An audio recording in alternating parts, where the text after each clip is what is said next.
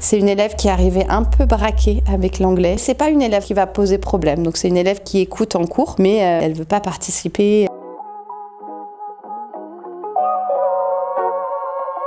Un jour, je suis allée la voir et je lui ai dit, mais qu'est-ce qui se passe avec l'anglais? Je lui demande si elle a eu des mauvaises expériences. Elle me dit oui, j'avais une prof, elle me mettait toujours à part.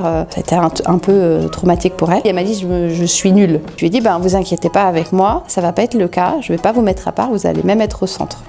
Et donc ce que je fais avec cet élève-là, c'est que je lui dis, je vous invite à pas vous comparer aux autres, juste à vous comparer à vous-même.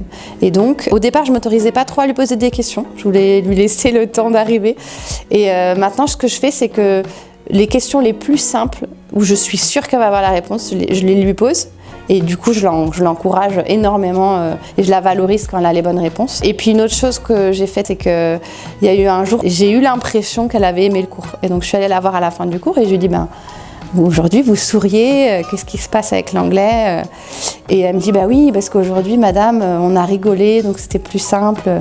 Et je me suis dit, en fait, cet élève-là, pour moi, ça va être mon curseur. Et elle n'a pas raison sur tout, mais pour moi, c'est un repère. Donc de me dire, cette élève-là, si elle est détendue, c'est plutôt bon signe. Et si elle ne l'est pas, voilà, qu'est-ce que je peux ajuster dans mon cours? Et je l'ai vu, en fait, plus ça va, plus elle prend... j'ai l'impression qu'elle prend plus de goût, elle prend aussi confiance en elle, et aussi elle participe plus. Donc ça, pour moi, c'est une grande victoire.